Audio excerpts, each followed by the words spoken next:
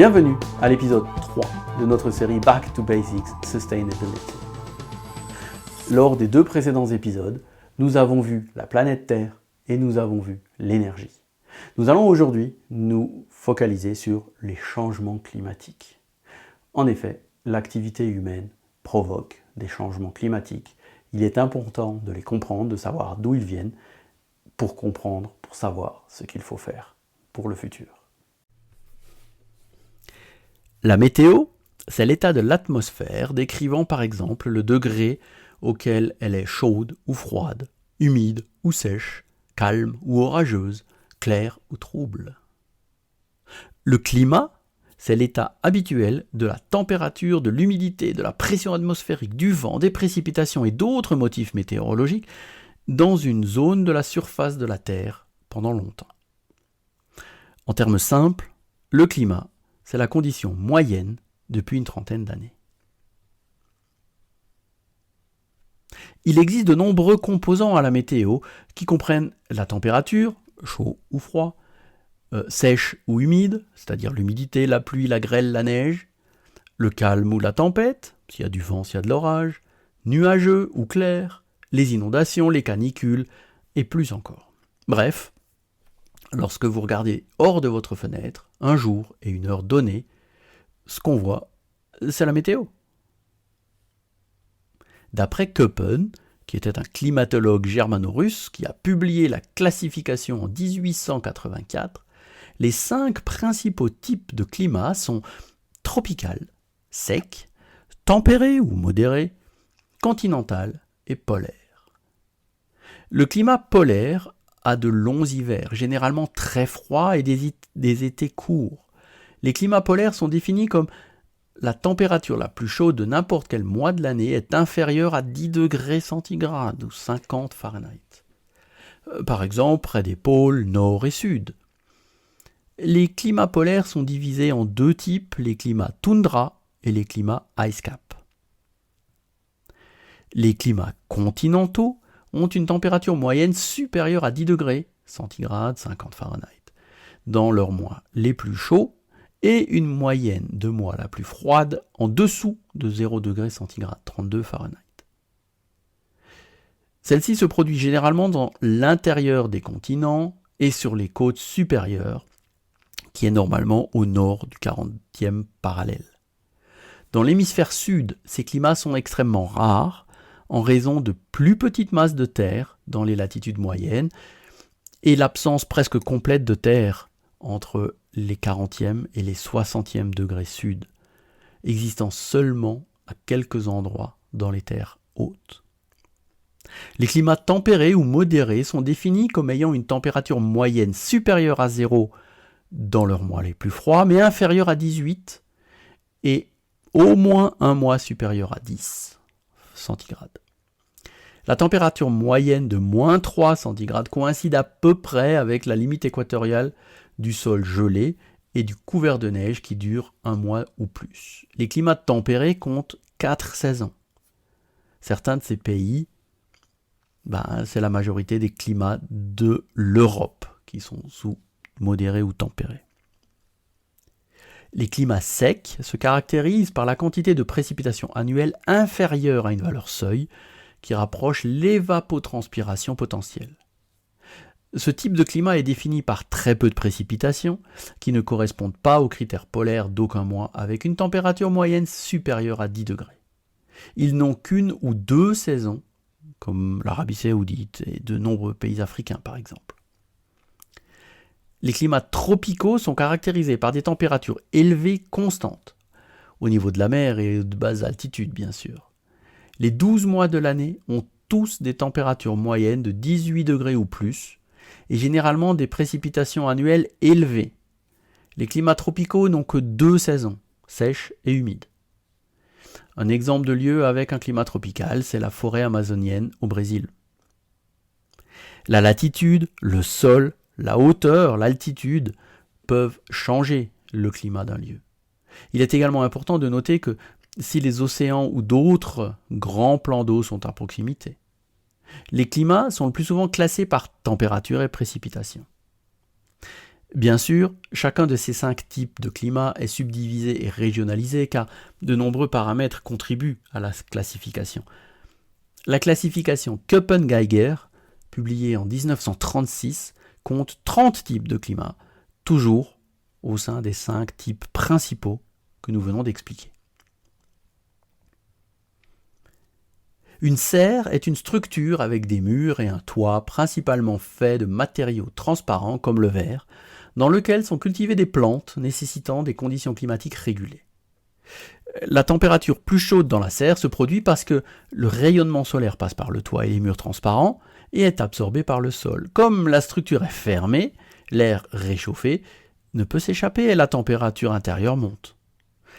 Je pense que nous connaissons tous ceci. Maintenant, un gaz à effet de serre, GES, ou GHG pour Greenhouse Gas en anglais, est un gaz qui absorbe et émet de l'énergie rayonnante dans l'infrarouge thermique, provoquant l'effet de serre, c'est-à-dire agissant comme le matériau transparent de la serre que nous venons d'expliquer. Ces gaz composent en quelque sorte l'atmosphère. Les principaux gaz à effet de serre dans l'atmosphère terrestre sont la vapeur d'eau, H2O, le dioxyde de carbone, le CO2, le méthane, CH4, le protoxyde d'azote, N2O, et l'ozone, O3. Ces gaz sont bénéfiques pour la vie sur notre planète. Sans gaz à effet de serre, la température moyenne de la surface terrestre serait d'environ moins 18 degrés, plutôt que la moyenne actuelle qui est à plus 15. Je parle en centigrades. Les atmosphères d'autres planètes, telles que Vénus, Mars et Titan, contiennent également des gaz à effet de serre. Le pouvoir de réchauffement des gaz à effet de serre est très différent d'un gaz à l'autre. Par exemple, le méthane, le CH4, a un effet 84 fois supérieur au CO2, au dioxyde de carbone. Les gaz de l'atmosphère restent pour des durées différentes. Le CO2 reste environ 200 ans dans l'atmosphère. Le méthane, le CH4, reste 12 ans, mais il a un effet 84 fois supérieur, rappelons-nous. Et le protoxyde d'azote, le N2O, reste 120 ans dans l'atmosphère. Bien sûr, la composition de l'atmosphère, c'est-à-dire la concentration de ces gaz, a un impact direct sur la planète elle-même, car il modifie, ou elle modifie la composition, modifie la serre au-dessus de nos têtes. Cet impact est visible à travers les changements climatiques. L'atmosphère terrestre est pratiquement transparente pour le rayonnement solaire qui arrive au sol. La surface terrestre et les nuages renvoient une partie de ce rayonnement, environ 30%, vers l'espace. Le reste est absorbé et réchauffe le sol et les océans. Le rayonnement infrarouge émis par la surface terrestre est en partie absorbé par l'atmosphère et cette dernière envoie du rayonnement infrarouge vers le sol. Cette absorption et cette émission de rayonnement infrarouge sont la cause de l'effet de serre atmosphérique. Cet effet de serre varie en fonction de la composition de l'atmosphère, car seule une faible partie des gaz présents dans l'air sont capables d'absorber et d'émettre du rayonnement infrarouge. L'atmosphère est formée à 99% d'azote, N2, et d'oxygène, O2. Ces molécules diatomiques n'absorbent pas le rayonnement infrarouge. Les gaz à effet de serre, dotés de 3 atomes ou plus, absorbent l'infrarouge. Les gaz à effet de serre sont présents en quantité infime. Au total, ils représentent moins de 1% des gaz dans l'atmosphère terrestre. La vapeur d'eau fournit la plus grande contribution à l'effet de serre. Le contenu en eau de l'atmosphère est dicté par des processus atmosphériques complexes. L'évaporation, le transport, les nuages, la précipitation, et aussi par la température moyenne de l'atmosphère. Or, cette température moyenne va croître si on augmente les gaz à effet de serre, comme le dioxyde de carbone ou le méthane. C'est ce que l'on appelle un effet de rétroaction positive de la vapeur d'eau sur l'effet de serre. Plus de CO2 entraîne plus d'effet de serre, qui entraîne plus de chaleur, qui entraîne plus de vapeur d'eau, qui entraîne plus d'effet de serre. L'augmentation du CO2 perturbe donc l'équilibre radiatif de la Terre et entraîne une augmentation de la température, renforcée par la rétroaction positive de la vapeur d'eau. Il existe aussi des rétroactions négatives, dues en particulier à l'effet parasol de certains nuages. Bien sûr, la composition de l'atmosphère est complexe et a évolué au fil du temps. C'était différent il y a des milliers et des millions d'années et ce sera différent à l'avenir. L'équilibre qui a été en quelque sorte en place au cours des quelques derniers milliers d'années a cependant évolué très rapidement en raison des activités humaines, principalement depuis le début de la révolution industrielle au milieu du XIXe siècle.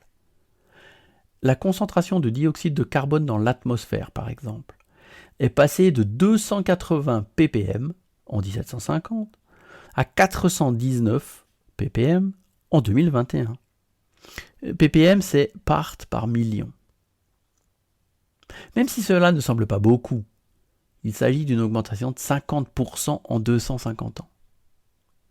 La dernière fois que ce niveau a été atteint, 419, c'était il y a environ 3 millions d'années.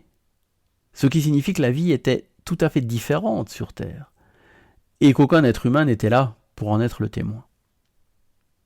La concentration des gaz dans l'atmosphère a un impact direct sur les climats, et donc sur la vie sur la planète. Certaines espèces s'adaptent, d'autres s'éteignent, d'autres apparaissent probablement. La vie sur la planète signifie aussi dans les océans, pas seulement sur le sol. C'est en quelque sorte une évolution normale, là encore, comme cela a toujours été le cas depuis que la planète existe, c'est-à-dire depuis 4 milliards et demi d'années. Le principal problème, c'est que ces changements sont beaucoup trop rapides, principalement en raison des activités humaines. Nous sommes clairement responsables de cette accélération. Toutes ces données concernant la météo, c'est-à-dire l'observation du temps à un endroit donné, et le climat, c'est-à-dire l'analyse de ces données météo, doivent être stockées quelque part, puis accédées pour être affichées simplement. Elles étaient consignées dans des cahiers dans le temps, et avec l'avènement des ordinateurs, ce sont eux que nous utilisons maintenant. Des algorithmes puissants sont utilisés afin de prévoir la météo pour le lendemain, par exemple. Mais tout repose à la base sur l'observation et la consignation. Nous avons parlé de la gestion de la donnée et de son utilisation dans les épisodes au début des 2 saisons précédentes de Back to Basics. Je vous invite donc à vous y replonger. Maintenant que nous en savons un peu plus sur le climat et le changement climatique, il me reste à vous remercier d'avoir suivi cet épisode et je vous donne rendez-vous au prochain épisode au cours duquel nous traiterons des ressources que nous avons à disposition. Alors à bientôt!